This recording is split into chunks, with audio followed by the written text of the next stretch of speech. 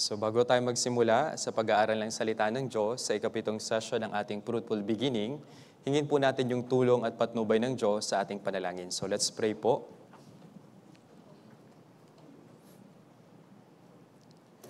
Diyos Ama na nasa langit, banal at mapagbiyaya, maraming salamat po Panginoon sa kaligtasan na ibinigay niyo po sa amin. Salamat din po Panginoon sa panibagong hiram na buhay sa araw na ito upang maipangaral po ang Ebanghelyo. Kami po ay mahihina, Ama, at patuloy na nagkukulang sa maraming bagay. Ngunit nagpapasalamat po kami sapagkat patuloy niyo pong ginagamit ang aming mahinang Christian life para po maipangaral yung inyong salita, ito pong kaligtasan. Sa session 7 ng aming Fruitful Beginning, hinihiling po namin namang Diyos na ipaunawa mo po sa amin yung layunin ng aming buhay at kung ano po yung misyon na aming dapat gampanan bilang taong naligtas habang kami po ay nananatili dito sa sanlibutan.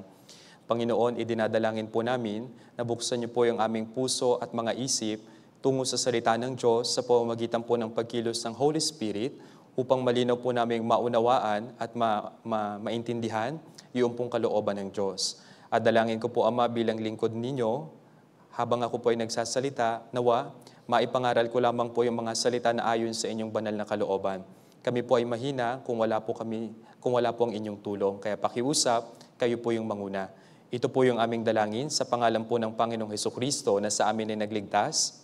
Amen. Sa mga meron pong Biblia, buksan po natin, Awit, chapter 118, sa verse 17. Lumang Tipan, sa Biblia po, sa mga awit, 118, versikulo 17. Chapter 118, sa verse 17.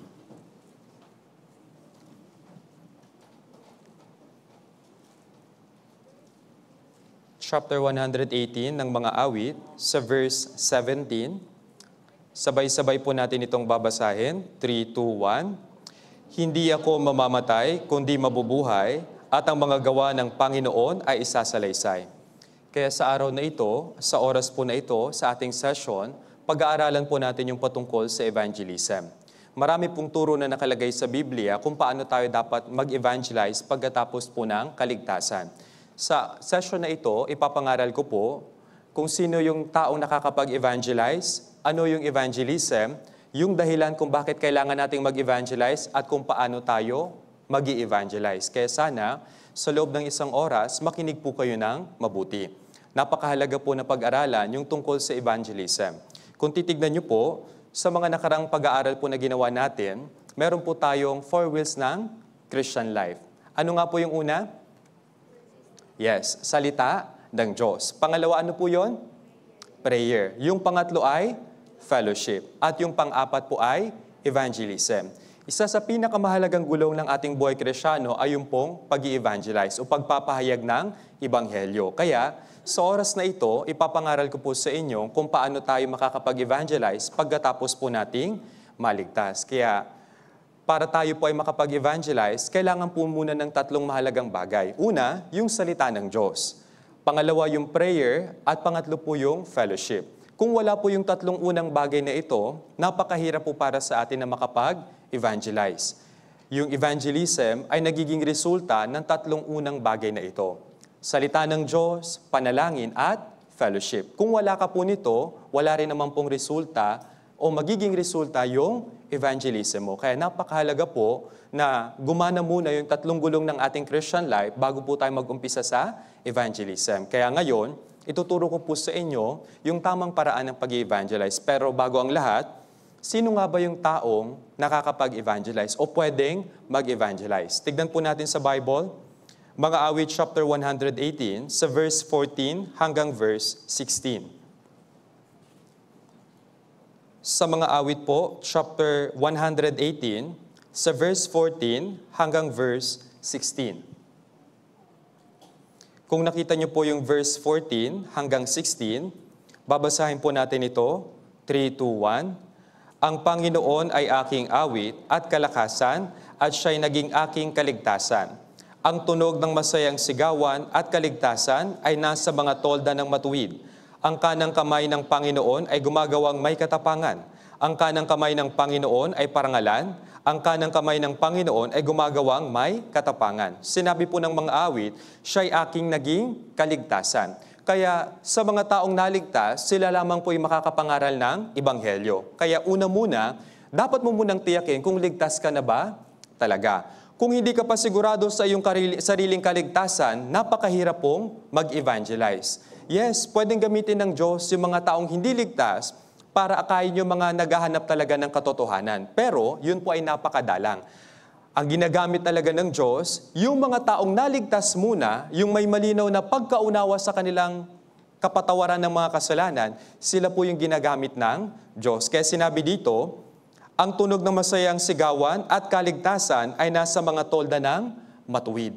Kung tayo po ay naligtas na, tayo po yung gustong gamitin ng Diyos para mag-evangelize ng iba. Sa panahon natin ngayon, napakarami pong huwad na simbahan at huwad po ng mga mangangaral. Sinasabi nila, dumalo ka ng simbahan, mag-offering ka, gumawa ka ng mabuti at sundin mo yung 10 utos at makakapunta ka sa langit. Pero sinasabi po ng Biblia sa Jeremias chapter 6, sinasabi ng mga pari at ng mga propeta, kapayapaan, kapayapaan, gayong wala namang kapayapaan. Sa mga taong hindi ligtas, sa mga mangangaral na hindi ligtas, hindi sila makakapagligtas ng ligaw na kaluluwa. Kaya kung malabo pa sa iyo kung paano ka naligtas, kailangan mo munang bigyan linaw ito. Bago ka gamitin ng Diyos para mag-evangelize ng iba, siguraduhin mo munang ligtas ka.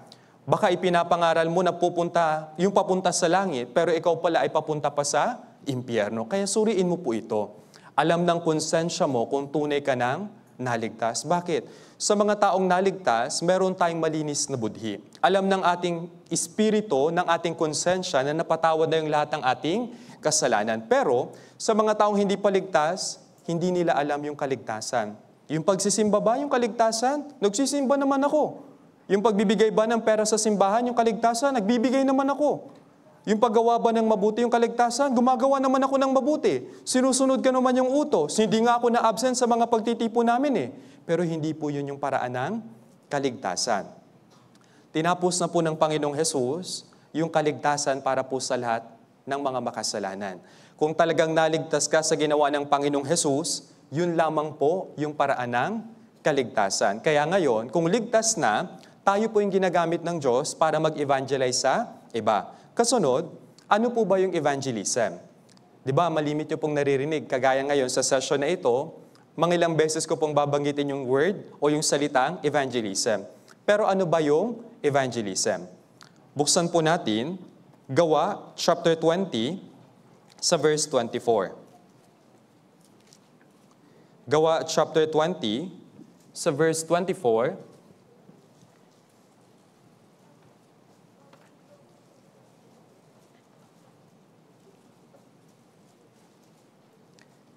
Gawa chapter 20, sa verse 24,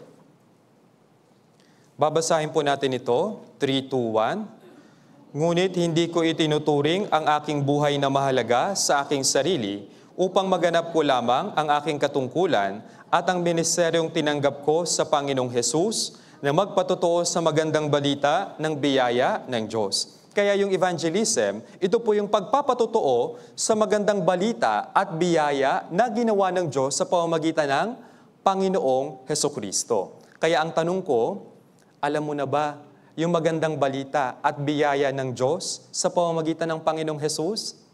Naunawaan nyo na po ba yung Ebanghelyo? Naintindihan nyo na po ba yung kaligtasan?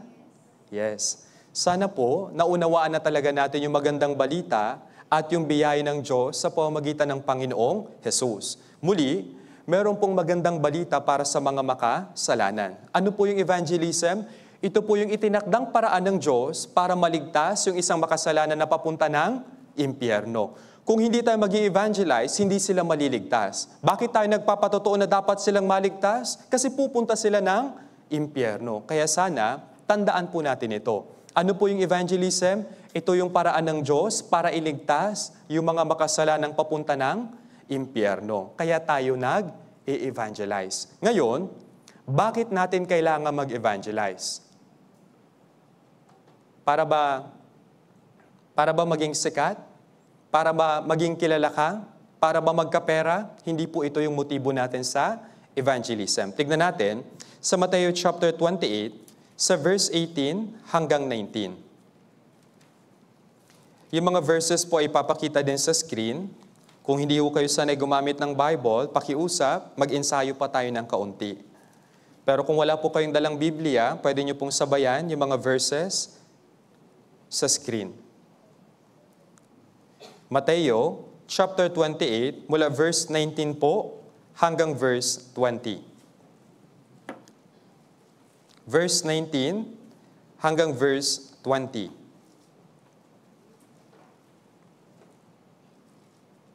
Babasahin po natin ito, 3, 2, 1. Kaya't sa paghayo ninyo, gawin ninyong alagad ang lahat ng mga bansa, bautismuhan ninyo sila sa pangalan ng Ama at ng Anak at ng Espiritu Santo. At turuan silang sundin ang lahat ng mga bagay na iniutos ko sa inyo, at narito, ako'y kasama ninyong palagi hanggang sa katapusan ng panahon. Sinabi po ng Biblia, gawin ninyong mga alagad ang lahat ng mga bansa. Para po maging alagad ng Diyos, ng Panginoong Hesus yung isang tao, dapat siyang mapangaralan muna ng Ebanghelyo. Kung hindi siya ligtas, hindi siya kailanman pwedeng maging alagad ng Panginoong Hesus. Huwad na alagad o peking alagad ang kalalabasan niya kung hindi pa siya ligtas. Pero tayo na mga naligtas, tayo po ay tunay na naalagad ng Panginoong Hesus. Kaya ano po yung unang dahilan kung bakit kailangan nating mag-evangelize? Kasi ito yung dakilang misyon na ibinigay sa atin ng Diyos. Ito yung dakilang misyon na ibinigay sa mga Kristiyano. Yung Panginoong Hesus, bago siya umakyat sa langit, ito po yung salitang ibinili niya sa mga alagad. Sabi niya, kaya't sa paghayo ninyo, gawin ninyong mga alagad ang lahat ng mga bansa. Mangyayari lamang po ito kapag ipinangaral natin sa kanila yung Ebanghelyo at kapag sila po ay naligtas. Tandaan po natin, yung isang hindi ligtas na tao ay hindi kailanman magiging alagad ng Diyos, kundi sa pamamagitan lamang po ng kaligtasan. Kung hindi siya ligtas, hindi siya magiging alagad. Ngunit, kung siya po ay naligtas na, siya ay alagad ng Diyos at tayo ay ginagamit ng Diyos ngayon para po maipangaral yung Ebanghelyo. Ito po yung dakilang misyon ng mga Kristiyano. Kung titignan niyo po yung buhay ng Panginoong Hesus, makikita niyo po yung napakaraming halimbawa kung paano po siya masigasig na nag-evangelize, masigasig na nagpahayag ng salita ng Diyos. Tignan po natin, Mark chapter 1 sa verse 38. Mark chapter 1 sa verse 38.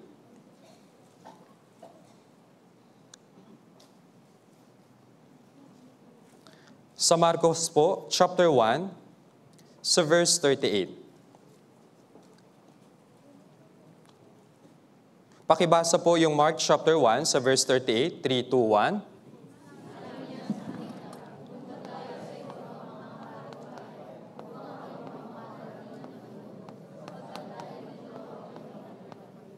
Kaya dito, makikita po natin, yung evangelism, ito po yung purpose ng buhay ng Panginoong Hesukristo. Yung purpose at, ano po yun? Mission. Sa mga taong naligtas, ito rin po yung purpose at mission para po sa atin. May mga tao, hindi nila alam, pagkatapos nilang maligtas, kung ano po yung kanilang layunin at kung ano po yung kanilang mission. Yung Panginoong Hesus, sinabi po ng talata, pumunta tayo sa iba pang mga karatig bayan upang ako'y makapangaral din naman doon sapagkat dahil dito ako'y naparito. Ang tanong ko po, bakit ka nabubuhay? Para ba maging mayaman? Para ba kumita ng pera? Para ba maging sikat at makapagtapos ng edukasyon? Hindi po. Siyempre, dapat nating gawin yung paraan ng pamumuhay. Pero yung layunin ng ating buhay ay hindi po pagkita ng pera at hindi po pagkakaroon ng mga material na bagay sa mundo, kundi yung evangelism.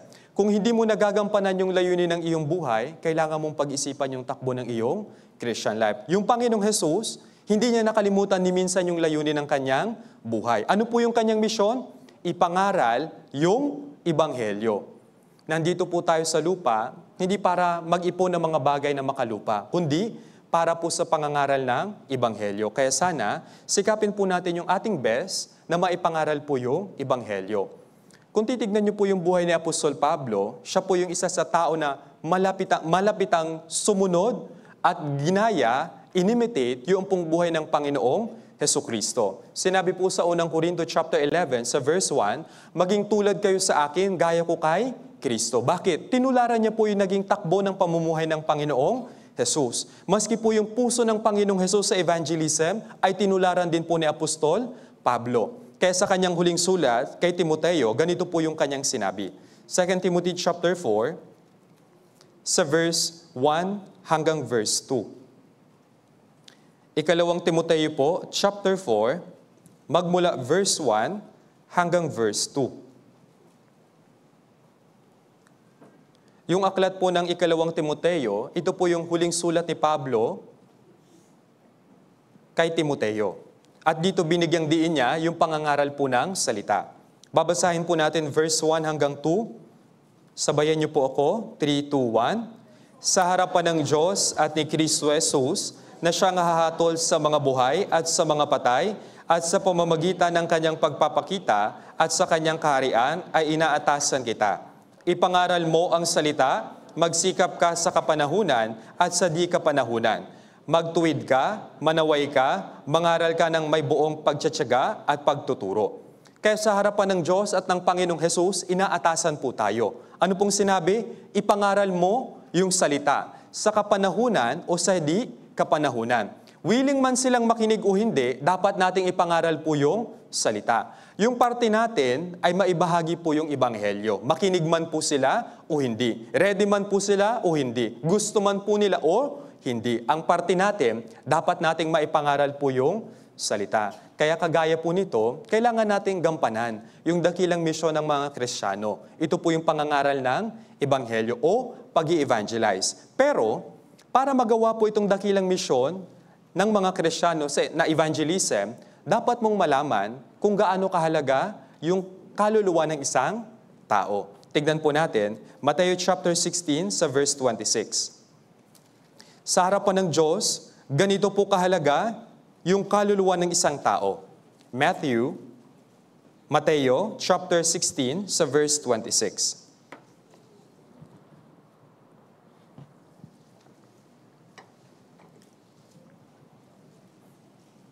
Sa Mateo 16, versikulo 26 po, babasahin po natin ito. 3, 2, 1. Sapagkat ano ang mapapakinabang ng tao kung makamtan niya ang buong sanlibutan, ngunit mawawala naman ang kanyang buhay? O ano ang ibibigay ng tao na katumbas ng kanyang buhay? Yung buong mundo, kapalit ng isang kaluluwa, ano po yung mas mahalaga? Yung buong mundo o yung kaluluwa? Yes, yung kaluluwa ng isang tao. Kahit na ibigay yung buong salapi ng mundong ito, katumbas ng isang kaluluwa, hindi po yun pwedeng maipagkumpara. Bakit? Mas mahalaga po yung kaluluwa. Bakit? Lahat ng mga bagay sa mundong ito ay pisikal at panandalian. Pero yung kaluluwa ay magtatagal, magpa sa walang hanggan. Lahat ng bagay sa mundong ito na material at pisikal ay panandalian lamang po. Pero yung kaluluwa ng isang taong hindi ligtas, ito po ay magpa sa walang hanggan. Kaya eternity versus mga temporary na bagay. Mas mahalaga po yung kaluluwa ng isang tao. Kaya sa atin, kailangan nating makita ito. Kapag tayo po ay nag-i-evangelize, hindi lang dahil may Bible seminar. Hindi lang dahil naatasan ka ng leader, kinukulit ka ng leader mo, dapat tayo mag-evangelize, tara na. Pero, hindi mo naman naiintindihan yung halaga ng isang kaluluwa. Yung mga nag-evangelize sa inyo, pinahalagahan po yung inyong kaluluwa. Alam nila na napakahalaga ng kaluluwa mo. Iniiyakan nila kahit hindi ka nila kilala, umiiyak sila para sa iyo. Kaya ito po yung dakilang misyon nating mga Kristiyano. Kahit hindi natin kilala yung ibang tao, we cry for them. Bakit? Gusto natin silang maligtas. Kaya sana, isipin niyo po ito. Kahit ako lang yung tao dito sa mundo na nag-iisa, pupunta pa rin yung Panginoong Jesus at ililigtas niya ako. Sa ganitong puso, yung Panginoong Jesus ay nagsakripisyo doon sa krus. Kaya dapat nating tularan yung puso ng Panginoong Jesus, yung puso ni Apostol Pablo. Sa Biblia, kung titignan niyo po sa aklat ni Jonas, si Jonas ay isang propeta na matigas po yung ulo. Inutusan siya ng Diyos na pumunta sa Ninive upang mangaral ng salita sa mga taga-Ninive, na dapat silang magsisi kung hindi, sila ay mawawasak sa kahatulan ng Diyos. Pero sa Jonas, hindi siya pumunta sa Ninive. Saan siya pumunta? sumakay siya ng barko at nagtungo sa Tarsis. Tinakbuhan niya yung kanyang misyon. Pero, ibinalik siya ng Diyos sa lugar kung saan siya dapat mangaral ng salita. Ano po yung punto dito? Sa harapan ng Diyos, nanghihinayang siya at naaawa siya sa mga kaluluwang hindi pa ligtas. Tignan po natin, Aklat ni Jonas, chapter 4, sa verse 10 hanggang verse 11.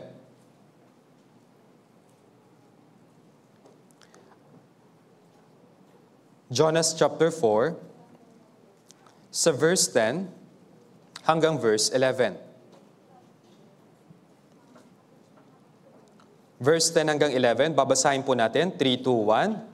Kaya't sinabi ng Panginoon, ikaw ay nanghihinayang sa laman na hindi mo pinagpaguran o pinatubo man, ito ay tumubo sa isang gabi at nawala sa isang gabi.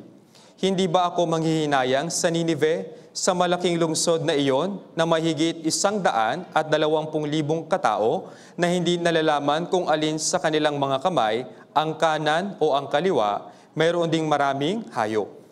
Si Jonas, nanghinayang siya doon sa halaman na natuyo. Dito, hindi pinanghinayangan ni Jonas yung mga kaluluwa ng mga taga-Ninive. Bakit po? Sa panahong ito magkaaway po yung Israel at yung mga taga-Ninive. Ang paraan ng pagpatay ng mga tao ng mga taga-Ninive, binabalatan po nila ng buhay yung tao bago nila patayin. Kaya napaka-tindi po ng kanilang paraan ng pagpatay. Dahil sa ganitong bagay, ayaw mag-evangelize ni Jonah, ayaw niyang ipangaral yung salita sa kanila. Pero, yung Diyos, nanghinayang siya sa napakaraming taong ito. Pero ito ho yun.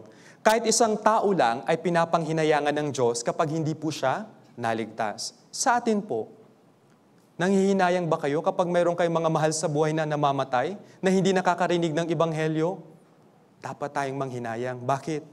Sayang po. Tinapos na ng Panginoong Hesus yung kaligtasan doon sa krus. Siya ay namatay doon sa krus at bago siya namatay, ano pong sinabi niya? Natupad na. Itinungo yung kanyang ulo at siya ay namatay. Tinapos na ng Panginoong Hesus yung pinakamahirap na parte. Yung parte po natin ngayon ay madali na lang. Ipangaral po yung Ebanghelyo. Alin po yung mas mahirap? Yung ginagawa natin na pangangaral ng Ebanghelyo o yung ginawa ng Panginoong Hesus sa krus? Yes, yung ginawa ng Panginoong Hesus sa krus. Pero syempre, mahirap pa rin po mag-evangelize. Pero ang point po dito, dapat tayong mag-evangelize, madali man po o mahirap yung ating sitwasyon. Sinabi po ng Biblia, isinusugo ng Diyos yung mga taong naligtas sa mga taong hindi ligtas upang sila po ay mangaral. Sa Romans chapter 10, paano sila sasampalataya kung wala silang napakinggan? Paano sila makikinig kung walang mangangaral? At paano sila mangangaral kung hindi po sila isinugo? Sino po yung isusugo ng Diyos?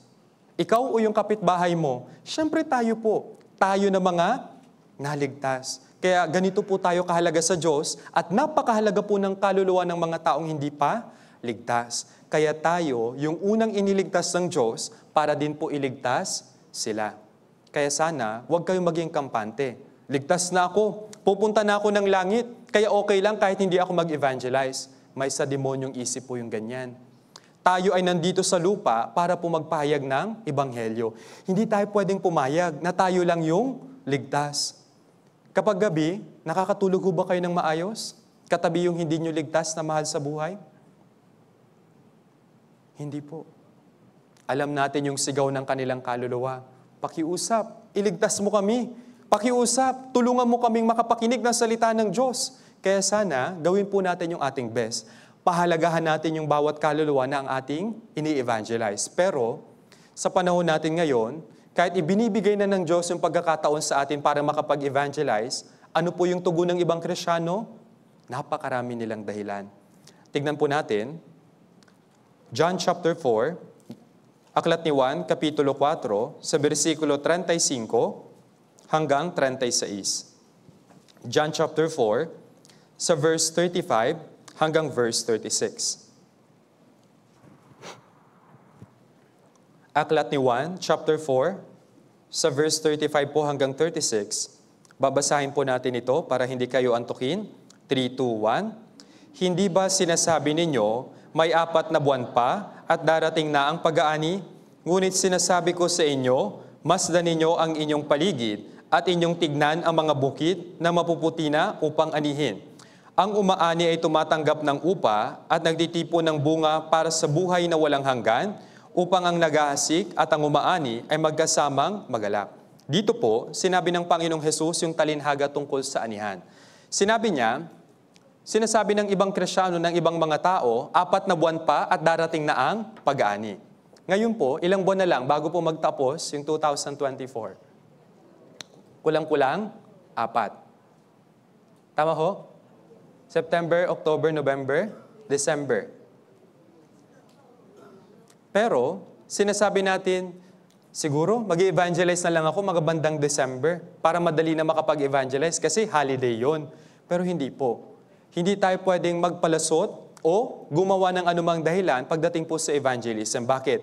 Sa mata ng Diyos, yung paligid ay gaya po ng butil na mapuputi na upang anihin. Sino po yung mga mang-aani o manggagapas ng Diyos? Tayo po na mga naligtas. Sinabi po sa verse 36, ang umaani ay tumatanggap ng upa at nagtitipon ng bunga para sa buhay na walang hanggan. Tayo po ay binayaran na ng Diyos ng upa, ito po yung buhay na walang hanggan. Para magkaroon ng buhay na walang hanggan yung hindi ba mga ligtas, kailangan po nating mangaral. Pero minsan, mas marami po yung dahilan kaysa mangaral. Sa halip na hanapin natin yung paraan para makapag-evangelize, ang hinahanap natin ay dahilan. Kasi may sakit pa siya. Kasi may trabaho pa yun. Kasi busy pa siya. Tsaka hindi ako papakinggan nun. Marami pang alam yun sa Bible. Busy pa yun sa pag-aaral. At tsaka marami pa akong inaabala, marami pa akong iniintindi ngayon. May iba pa akong priority. Kapag dumating yung Panginoong Hesus, pwede kaya tayong mga tuwiran sa Kanya? Panginoon, sorry hindi ako nakapag-evangelize kasi nag-aral po ako ng mabuti.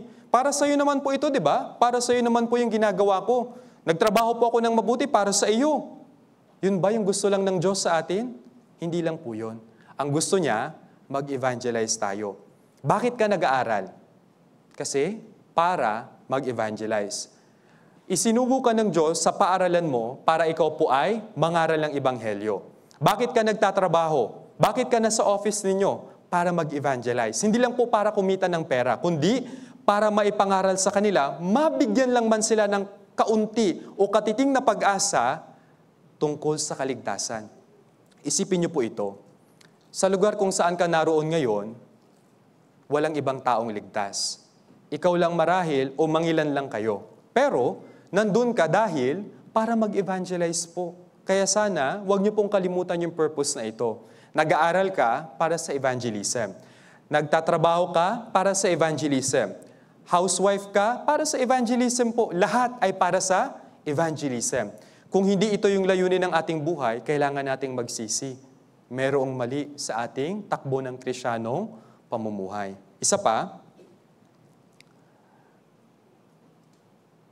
yung pangalawang dahilan kung bakit kailangan po nating mag-evangelize, dahil ito po yung kagalakan ng Diyos. Kapag mayroon pong taong naliligtas, masaya yung Diyos, hindi? Yes. Di ba minsan ganito po yung nangyayari? Yung invite natin, naligtas siya. Masaya siya, di ba? Pero, mas masaya tayong nag-evangelize sa Kanya. Tama mali? Opo. Pero, yung Diyos, mas masaya siya kaysa doon sa taong naligtas. Kaysa doon sa taong nag-evangelize. Kasi, sa wakas, bumalik na itong nawawalang tupa. Tignan po natin,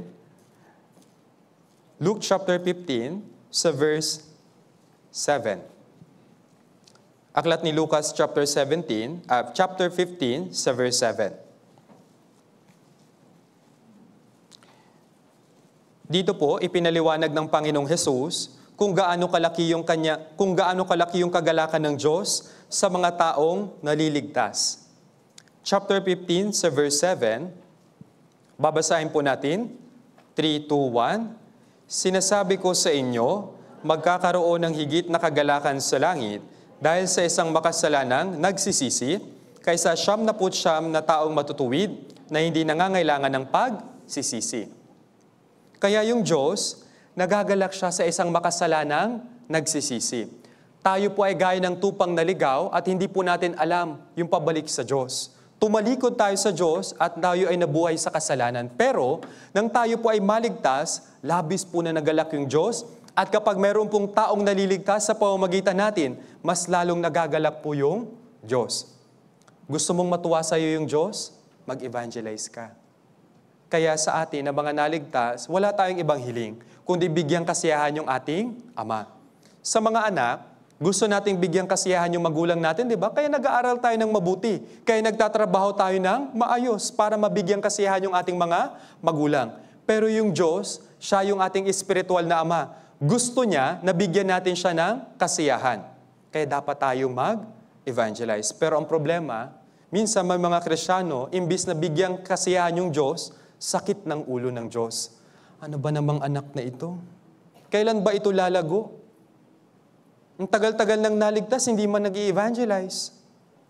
Kaya sana, gawin po natin yung ating best. Kung yung evangelism ay nagbibigay kasiyahan sa Diyos, dapat tayong mag-evangelize. Bakit po? Kasi sa ganitong paraan, natutuwa yung Diyos. Pero sa kabilang banda, hindi natutuwa yung Diyos kapag mayroong isang kaluluwang napapahamak sa impyerno. Tingnan natin, Ezekiel chapter 18 sa verse 23.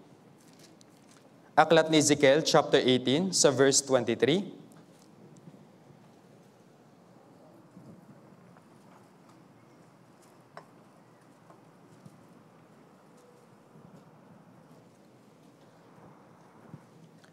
Ezekiel chapter 18, sa verse 23 po.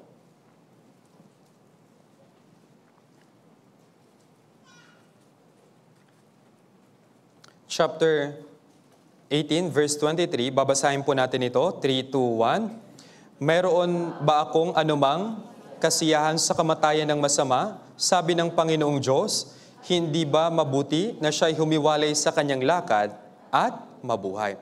Kaya mayroon bang kasiyahan yung Diyos sa kamatayan ng masama? Wala po. Kaya tayo na mga naligtas, hindi tayo masaya kapag mayroon pong taong namamatay na hindi nakakaalam ng kaligtasan. Kaya sana, gawin po natin yung ating best na maipangaral po yung Ebanghelyo sa kanila. Kapag sila po ay naligtas, labis na natutuwa yung Diyos. Pero kapag mayroong taong hindi po naliligtas at namamatay siya, nalulungkot po yung Diyos. Labis po siyang nalulungkot. Pangatlong dahilan kung bakit kailangan nating mag-evangelize ay ito. Luke chapter 16 sa verse 24. Luke chapter 16 sa verse 24.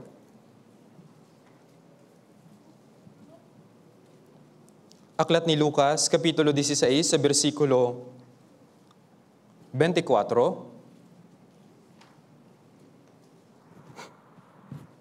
Verse 24, babasahin po natin ito. 3, 2, 1. Siya'y sumigaw at sinabi, Amang Abraham, maawa ka sa akin, at suguin mo si Lazaro upang itubog niya sa tubig ang dulo ng kanyang daliri at palamigin ang aking dila, sapagkat naghihirap ako sa apoy na ito. Yung pangatlong dahilan kung bakit kailangan po nating mag-evangelize ay dahil may impyerno. Kung walang impyerno, hindi natin kailangan mag-evangelize. Kung walang impyerno, hindi natin kailangan pag-aralan ng labis yung Biblia. Kung walang impyerno, hindi natin kailangan mag-pray, hindi natin kailangan dumalo palagi ng mga fellowship. Pero dahil mayroong impyerno, kaya kailangan nating mag-evangelize. Naiisip niyo po ba ito? Di ba naniniwala kayo na pupunta tayo sa langit? Tama, mali? Yes. Pero yung mga mahal mo sa buhay, yung mga taong hindi paligtas, yung kaklase mo, yung katrabaho mo, yung kapitbahay ninyo, at yung mga kakilala mo, pupunta sila ng impyerno kapag hindi po sila naligtas. At kanino hihingin ng Diyos yung responsibilidad tungkol sa bagay na ito? Sa atin. Alam mo na pala na pupunta siya ng impyerno. Pero bakit hindi mo siya binalaan? Alam mo na pala na pupunta siya ng walang hanggang paggawasak, pero bakit hindi ka nagsalita? Kaya sa atin, na mga naligtas, ito po yung isa sa pinakadahilan kung bakit tayo nag-i-evangelize. May impyerno. Kailangan nating seryosohin yung bagay na ito. Pero sa panahon natin ngayon, yung mga Kristiyano, masaya lang sila. Pupunta ng church, uuwi pagkatapos ng gathering, yun lang.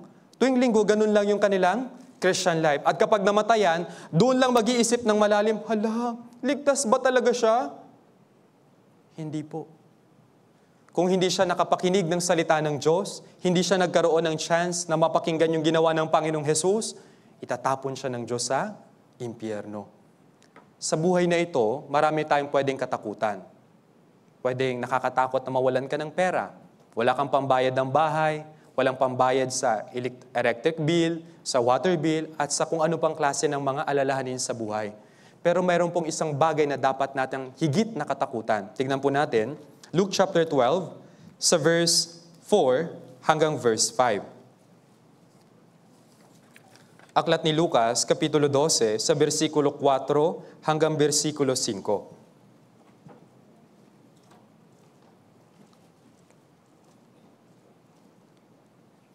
Chapter 12 ng Luke, sa verse 4 hanggang verse 5. Babasahin po natin ito, 3, 2, 1.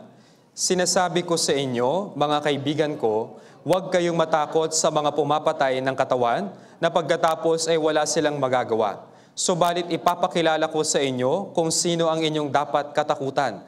Katakutan ninyo siya na pagkatapos pumatay ay may kapangyarihang magtapon sa impyerno. Oo, sinasabi ko sa inyo, siya ang inyong katakutan.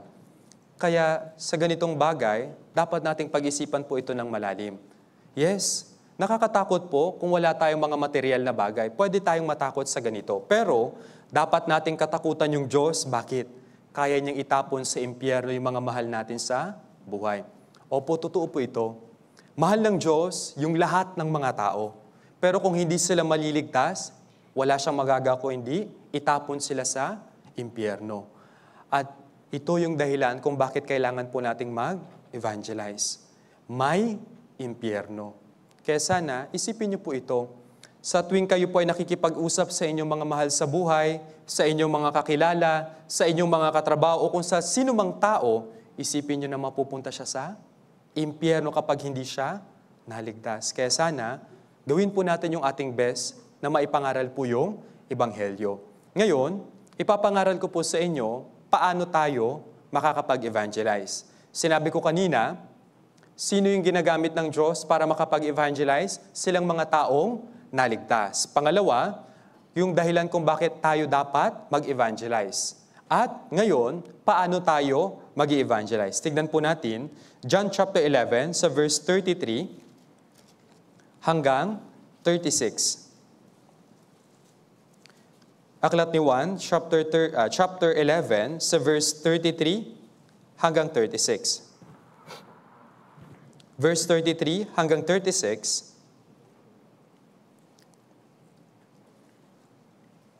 babasahin ko po para sa inyo. Kaya't nang makita ni Jesus na siya'y umiiyak, pati ang mga Hudyong dumating na kasama niya, siya'y nabagabag sa espiritu at nabahala. At sinabi niya, saan ninyo siya inilagay? Sinabi nila sa kanya, Panginoon, halika at tignan mo. Umiyak si Jesus, sinabi ng mga Hudyo, tignan nyo kung gaano ang pagmamahal niya sa kanya. Tignan pa ho natin, Mark chapter 6 sa verse 34. Mark chapter 6 sa verse 34. Ito po yung unang dahilan, ito po yung unang paraan para tayo po ay makapag-evangelize. Mark chapter 6 sa verse 34. Babasahin po natin ito, 3, 2, 1. Pagbaba niya sa pangpang, nakita niya ang napakaraming tao at nahabag siya sa kanila, sapagkat sila'y tulad ng mga tupa na walang pastol at sila'y sinimulan niyang turuan ng maraming bagay. Sa John chapter 11 at sa Mark chapter 6, sinabi po yung dalawang mahalagang bagay. Yung Panginoong Jesus ay may pag-ibig.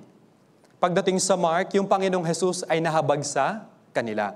Para tayo po ay makapag-evangelize, ano po yung unang sagot? Dapat mayroon tayong pag-ibig at habag sa mga ligaw na kaluluwa.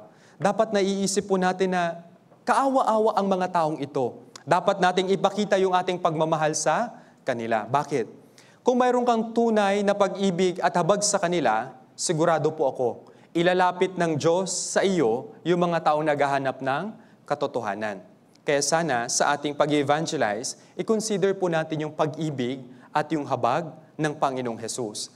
Bago tayo mag-evangelize, dapat meron tayong pag-ibig at habag sa kanila. Kung wala po ito, napakahirap pong mag-evangelize. Ito po yung puso ng Panginoong Hesukristo. Si Pablo ba, ano ba yung naging puso niya tungo sa kanyang mga kababayan, sa mga Israelita? Tignan po natin, Roma chapter 9 sa verse 1 hanggang 3.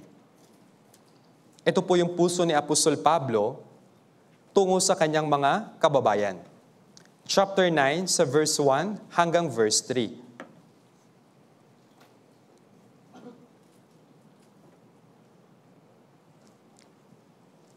Roma chapter 9 sa verse 1 hanggang verse 3. Babasahin po natin, 3, 2, 1. Sinasabi ko ang katotohanan kay Kristo na hindi ako nagsisinungaling. Ito'y pinatotohanan ng aking budhi sa pamamagitan ng Espiritu Santo, na mayroon akong malaking kalungkutan at walang tigil na kiros sa aking puso, sapagkat mamagalingin ko pang ako ay sumpain at mawalay kay Kristo alang-alang sa aking mga kapatid na aking mga kamag-anak ayon sa laman. Kaya ano po yung puso ni Apostol Pablo? Sabi niya dito, meron akong malaking kalungkutan at walang tigil na kirot sa aking puso.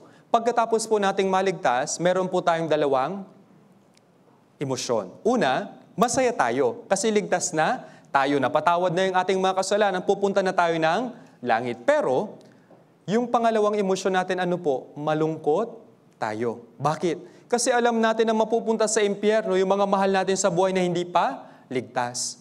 Kaya si Apostol Pablo, ganito yung kanyang puso. Sinabi niya po, na mayroon akong malaking kalungkutan at walang tigil na kirot sa aking puso. Dinagdag pa, mamagalingin ko pang ako ay sumpain at mawalay kay Kristo alang-alang sa aking mga kapatid na aking mga kamag-anak ayon sa laman. Napakalaki ng kanyang puso. Kahit na siya yung sumpain at mawalay kay Kristo, kapalit ng kaligtasan ng kanyang buong sambahayan, ng buong Israel, okay na sa kanya. Bakit po?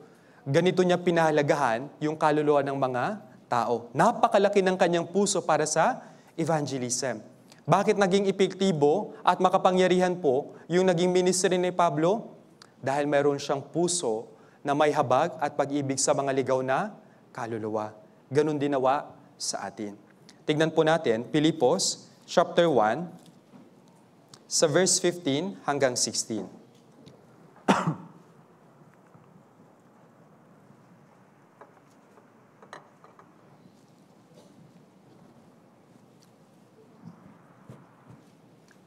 Pilipos chapter 1, mula verse 15 hanggang verse 16.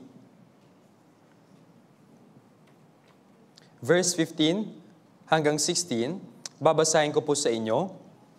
Tunay na ipinapangaral ng iba si Kristo dahil sa pagkainggit at sa pakikipagpaliksahan.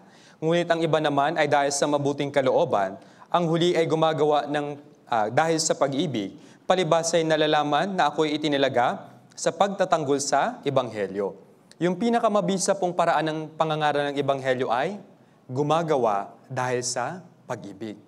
Bakit ka nangangaral ng Ebanghelyo? Bakit mo i-share yung kaligtasan sa mga taong hindi paligtas? Kasi mahal mo sila. Natry nyo na pong umiyak sa mga ligaw na kaluluwa, yung kahit hindi mo siya kaano-ano, pero dahil meron kang awa at pag-ibig sa Kanya, sa iyong prayer, umiiyak ka para sa Kanyang kaligtasan. Yung ganitong klase ng mga Kristiyano, dahil sa pag-ibig ng Diyos, ay magagawang makapag-evangelize. Kaya sana, gawin po natin yung ating best. Wala pong pag-ibig sa atin. Bakit ho? Galing yung pag-ibig sa Diyos. Kaya sana, ipag-pray po natin.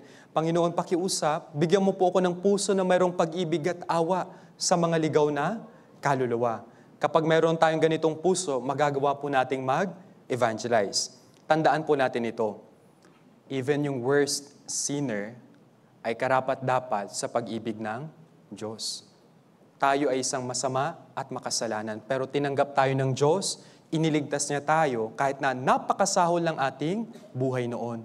Kaya yung bawat makasalanan, kahit napakasama niya, siya ay dapat makatanggap ng pag-ibig ng Diyos. Yun po yung una. Love and compassion para sa mga ligaw na kaluluwa. Pangalawa, tignan natin John chapter 12 sa verse 24.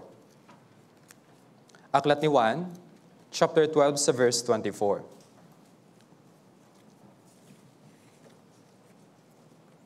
Babasahin po natin, chapter 12 sa verse 24, 3, 2, 1. Katotohanang sinasabi ko sa inyo Maliban na ang butil ng trigo ay mahulog sa lupa at mamatay, ito ay mananatiling nag-iisa. Ngunit kung ito ay mamatay, ay nagbubunga ng marami. Iniwan ng Panginoong Hesus yung kanyang dakilang trono doon sa langit, yung trono ng kaluwalhatian, para bumaba dito sa lupa at mamatay gaya ng isang butil ng trigo. Bakit? Gusto niya na mabunga ng marami. Paano tayo makakapag-evangelize? Sacrifice po. Yung Panginoong Hesus, isinakripisyo niya yung kanyang buhay para po sa atin. Tayo, anong pwede nating isakripisyo para sa evangelism? Ano po? Yes, yung ating salapi. Opo, yung ating oras. Yes, yung ating lakas. Hanggat meron po tayong kakayanan, oras, lakas, meron tayong budget, at meron tayong pag-asa pa, o meron pa tayong karunungan, dapat tayong mag-evangelize. Bakit po? Time will come, tatanda po tayo lahat. Aantayin mo pa ba? Pag matanda ka na, wala ka ng lakas, uugod-ugod ka na, tsaka ka lang mag-evangelize? Hindi po. Hanggat may lakas ka pa, may kakayanan ka pa ngayon, dapat ka nang mag-evangelize. Pagdating po sa evangelism, huwag na tayong magpatumpik-tumpik pa. Kung gusto mong i-evangelize yung taong ito, ipag-pray mo at kausapin mo siya. Naintindihan niyo po ako? Bakit? Kapag namatay yung taong ito, wala na. Tapos na yung pag-asa natin. Kaya sana, habang buhay pa sila, gawin po natin yung ating best na mag-evangelize. Mag-invest po tayo through sacrificing sa evangelism, sa ating pera, yung ating oras, at yung ating lakas. Tandaan niyo po ito. Yung isang Kristiyanong nag-aalinlangan sa pagsasakripisyo ay hindi kailanman makakapag-evangelize. Kahit na malaki yung puso mo para sa Diyos na mag-evangelize, kung wala kang ginagawang anumang sakripisyo, hindi ka kailanman makakapag-evangelize. Bago nakarating sa atin yung ebanghelyo, meron pong napakaraming sakripisyo. May umiyak, may napagod, may namatay pa ho, para lang makarating sa atin yung ebanghelyo. Ganun po yung naging sakripisyo nila. Ngayon, pagkakataon naman po natin, ano po yung gagawin mo na sakripisyo para sa ebanghelyo? Kaya sana, yung pagdalo po ng mga fellowship, ng mga sermon po natin, kapag may mga prayer request, ipanalangin po ninyo. Bakit? Yun po ay maliit na parte ng ating sakripisyo. At kung may pagkakataon, magsakripisyo tayo ng higit. Mag-invest tayo ng higit para po sa evangelism. Isipin niyo po ito. Yung pera dito sa lupa, kapag namatay tayo, hindi natin madadala yan sa langit. Tama ho ba mali?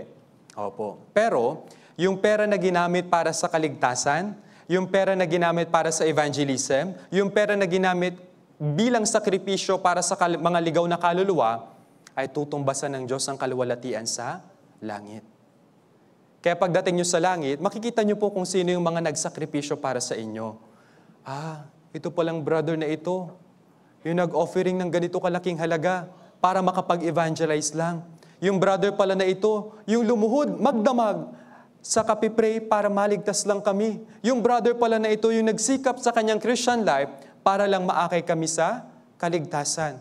Kayo po, ano yung pwede ninyong isakripisyo para sa evangelism? Kaya, tandaan po natin ito. Napakahalaga po ng sakripisyo ng bawat Kristiyano. Yung ebanghelyo po ay libre. Tama mali? Nagbayad ho ba kayo nung nag-umatan kayo ng Bible seminar? Wala po, libre po yung ating Bible seminar. Pero, nagsasakripisyo tayo ng ating mga material na bagay, ng ating salapi, ng ating oras para sa evangelism. Tandaan po natin, lahat ng ating isinasakripisyo para sa Diyos ay tutumbasan niya ng kaluwalhatian at gantimpala sa langit. Kaya sana, huwag ho kayong mag-alinlangan sa pagsasakripisyo. Tingnan natin yung kasunod. Roma, chapter 1, sa verse 16. Roma chapter 1, sa verse 16. Ito po yung pangatlong bagay kung paano tayo makakapag-evangelize. Roma chapter 1, sa verse 16.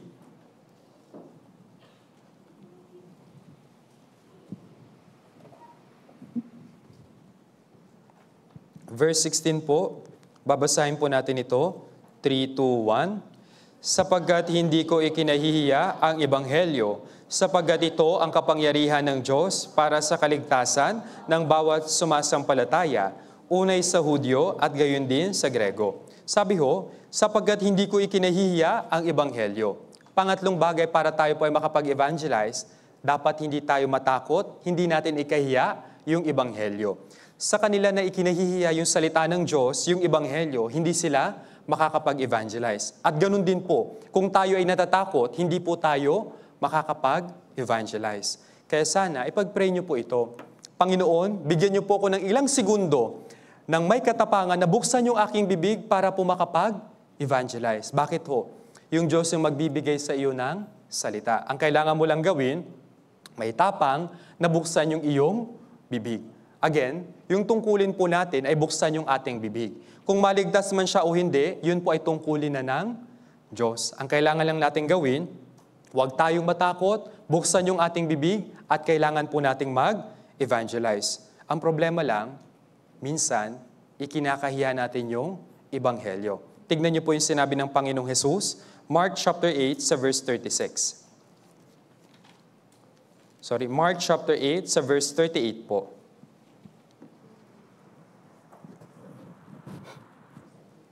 Mark chapter 8, Marcos chapter 8 sa verse 38. Verse 38, babasahin po natin, 3, 2, 1. Sapagkat ang sinumang ikinahihiya ako at ang aking salita sa mapangulon niya at makasala ng saling lahing ito, ay ikakahiya rin naman siya ng anak ng tao pagdating niya sa kaluwalhatian ng kanyang ama na nakasama ng kanyang mga banal na anghel. Kaya dito, yung Panginoong Jesus sinabi niya, kung ikakahiya mo ko sa harapan ng masama at mapangulon niyang lahing ito, ikakahiya rin kita pagdating mo sa harap ng kaluwalhatian. Hindi tayo dapat pwedeng ikahiya. Hindi natin pwedeng ikahiya yung Ebanghelyo. Bakit? Ito yung kapangyarihan ng Diyos para maligtas yung ibang tao.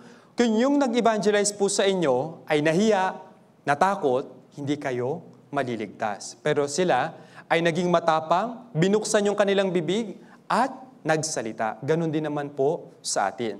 Sinabi po sa Kawikaan chapter 29 sa verse 25, ang takot sa tao ay naglalatag ng bitag, ngunit ang nagtitiwala sa Panginoon ay maliligtas. Magagawa nating makapagligtas ng mga ligaw na kaluluwa kung hindi tayo matatakot. Naintindihan niyo po ako? Kaya sana, gawin po natin yung ating best. Huwag kang matakot, mag-evangelize ka lamang po. And then, may mga pagkakataon kung saan hindi pa sapat yung kaalaman natin sa evangelism. Gaya nito, mayroong mga newly born again Christian. Pwedeng ngayon lang po kayo naligtas, nitong mga nakaraan na Bible seminar, kaya hindi pa natin alam kung paano yung tamang way ng evangelism. Ito ho yun. Hindi natin kailangang magmalaki kung ano po yung hindi natin alam. I-preach mo lang kung ano lang po yung alam mo. Kung hindi mo alam, aminin mo sa sarili mo na hindi mo alam. Bakit? Kung ipipreach mo yung bagay na hindi mo alam, malilito yung nakikinig sa iyo, malilito ka at maski yung nakikinig sa iyo. Kaya dito, ano yung wisdom sa evangelism? Kagaya po ni Felipe, ganito po yung kanyang sinabi. Tingnan natin, John chapter 1, sa verse 45 hanggang 46. Ito po yung naging paraan ni Felipe para akayin yung kanyang kapatid na sumama sa kanya. John chapter 1, verse 45 hanggang 46. Babasahin ko po.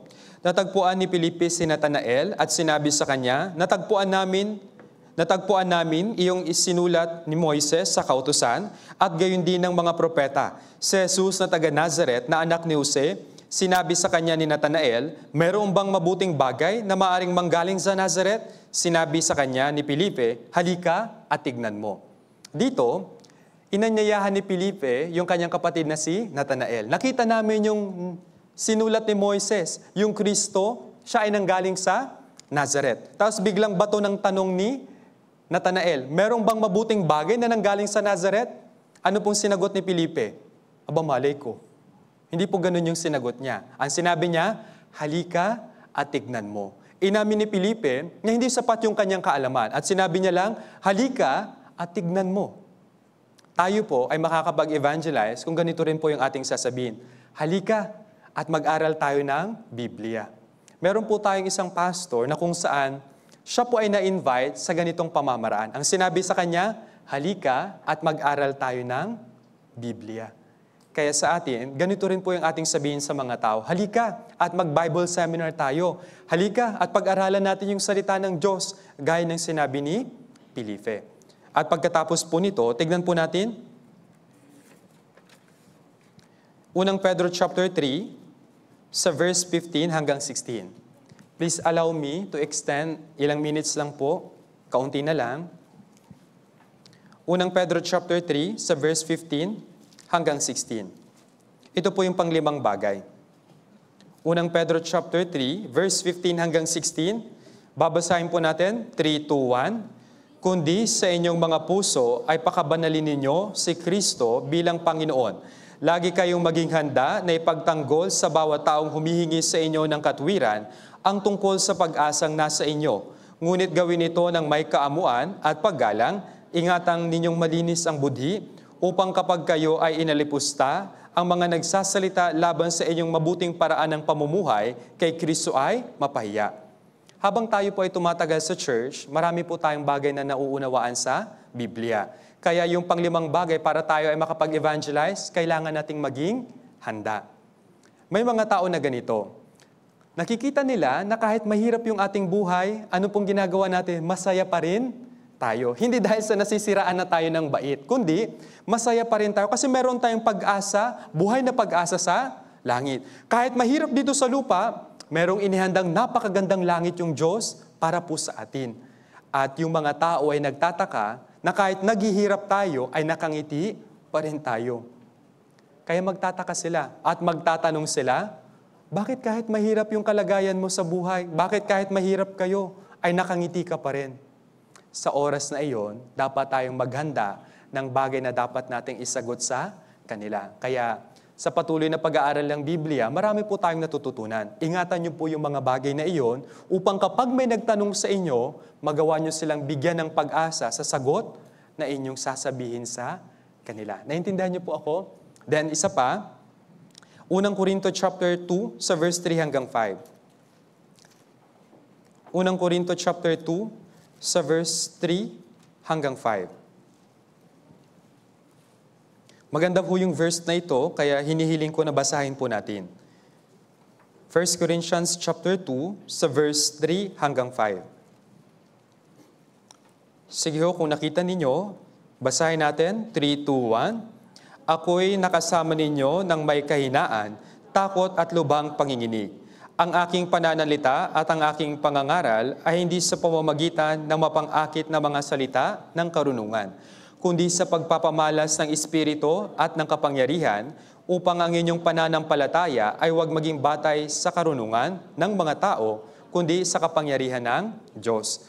Para tayo po ay makapag-evangelize, kailangan nating umasa sa kapangyarihan ng Holy Spirit. Sa tuwing kayo po ay nag-evangelize, dapat ipinagkakatiwala natin ito sa Diyos. Panginoon, hindi ko po kaya. Kahit na meron akong alam na pwede kong sabihin sa Kanya, pero nagtitiwala pa rin ako sa iyo na ikaw yung kikilo sa pamamagitan ng mga salita ko. Kaya sana, sa halip na umasa tayo sa ating sarili, asahan po natin yung work ng Holy Spirit. Kahit na yung isang tao ay merong napakatigas na puso, pero kapag kumilos po yung Holy Spirit, yung pusong ito ay mababago. Yung pusong ito ay lalambot at magagawa niyang makapakinig at maligtas. Kaya sa evangelism, dapat tayong umasa palagi sa pagkilos ng Holy Spirit. Hindi dahil sa magaling ka o matagal ka na, kundi dahil sa pagkilos ng Espiritu Santo ng Diyos sa ating evangelism. At panghuli, tignan po natin ito, James chapter 1, sa verse 5 hanggang 8. James chapter 1, verse 5 hanggang 8. Ito po yung panghuli para makapag-evangelize. Santiago chapter 1 sa verse 5 hanggang 8. Babasahin po natin ito, 3, 2, 1. Ngunit kung ang sino man sa inyo ay nagkukulang ng karunungan, humingi siya sa Diyos na nagbibigay ng sagana sa lahat at hindi nanunumbat. At iyon ay ibibigay sa Kanya. Ngunit humingi siya ng may pananampalataya ng walang pag-aalinlangan, sapagkat ang nag-aalinlangan ay katulad ng alon sa dagat na hinihipan at ipinapadpad ng hangin. Sapagkat ang taong iyon ay hindi dapat mag-akala na siya ay tatanggap ng anumang bagay mula sa Panginoon. Siya ay isang taong nagdadalawang isip, di matatag sa lahat ng kanyang mga lakad. Para po makapag-evangelize tayo, yung pampitong bagay ay kailangan nating isik yung wisdom. Maraming tao po, marami ring mga approach. Hindi isang approach lang po yung ginagamit sa lahat ng mga tao. Iba-iba po yung pag-approach natin sa kanila. Pero, yung Diyos ang nagbibigay ng tunay na karunungan sa atin. Hindi mo alam kung paano i-evangelize yung boss mo, mag-pray ka at tingin mo sa Diyos yung paraan para ma-evangelize mo po siya. Hindi mo alam kung paano aakayin sa church yung iyong kaklase, humingi ka sa Diyos na nagbibigay at hindi nanunumbat. At sinabi ko dito, yung isang taong nagdadalawang isip at di matatag sa lahat ng kanyang mga lakad ay hindi tatanggap ng anuman mula sa Diyos. Kaya tayo, sa ating paghingi ng karunungan sa Diyos, dapat mayroon tayong pananampalataya na bibigyan tayo ng karunungan ng Diyos. Kaya sana, sa ating pag-i-evangelize, lagi nating hingin yung tulong ng Diyos at hingin yung karunungan ng Diyos para tayo po ay makapag-evangelize. Sa ating last verse, 1 Corinto chapter 9, sa verse 16. 1 Corinto, kapitulo 9, sa versikulo 16 po.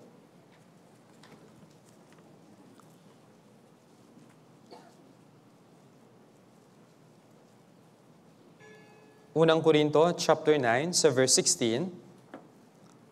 Kung nakita niyo po, sabay nating basahin, 3, 2, 1. Sapagkat kung ipinangangaral ko ang ebanghelyo, ay wala akong dahilan upang magmalaki. Sapagkat ang katungkulan ay iniatang sa akin, kabagabag ako kung hindi ko ipangaral ang ebanghelyo. Bilang isang naligtas, yung pangangaral po ng ebanghelyo ay katungkulan po natin. Sinabi kanina ng mga awit, hindi ako mamamatay kung di mabubuhay at ang mga gawa ng Panginoon ay isasalaysay. Kaya sana sa ating natitirang maikling buhay dito sa lupa, gawin po natin yung ating best na makapag-evangelize. Sa araw na ito, ibinahagi ko po sa inyo kung sino yung taong ginagamit ng Diyos para sa evangelism. Ito yung taong ligtas na. Pangalawa, kung ano ba yung evangelism. Ito yung pagpapatotoo sa biyaya at magandang balita na ginawa ng Panginoong Hesukristo. Pangatlo, bakit natin kailangan mag-evangelize? Kasi ito po yung dakilang misyon na ibinigay sa atin ng Panginoong Jesus. Pangalawa, dito nagagalak yung Diyos. Pangatlo, merong impyerno. At panghuli, paano ba tayo makakapag-evangelize? Kaya sana, umaasa po ako na yung sermon na ito ay hindi lang po dito sa main hall maiiwan. Sana ito ay umukit sa inyong puso at magawa talaga nating isabuhay sa ating Christian life. Kaya malapit na pong matapos yung 2024, gawin po natin yung ating best na makapag-evangelize. Panginoon, bago matapos yung taong ito, pakiusap, bigyan mo ako kahit isang ligaw na kaluluwa na pwede kong dalhin sa harapan mo. Kaya sana, gawin po natin yung ating best sa evangelism. Dito po tayo nagtatapos, tayo pong latay mo ko at manalangin. Mahabaging Diyos Ama na nasa langit, maraming salamat po na itinuro niyo po sa amin yung mga bagay na dapat namin gawin para makapag-evangelize. Kami po, Ama, ay patuloy na mahina, kaya nakikiusap kami sa iyo, nagabayan niyo po kami at ibigay niyo po sa amin yung mga ligaw na kaluluwa na naghahanap ng kaligtasan. At nawa, Panginoon, sa aming buhay dito sa lupa ay mabigyan ka namin ng kasiyahan at makapag-evangelize kami ng mas maraming ligaw na kaluluwa na naghahanap ng katotohanan. Gamitin niyo po ng mahalaga yung bawat brothers and sisters para po mapalawak yung inyong kaharian. Ama, patuloy kaming umaasa at nagtitiwala sa inyo. Ito po yung aming dalangin sa pangalan ng Panginoong Jesus. Amen. Maraming salamat.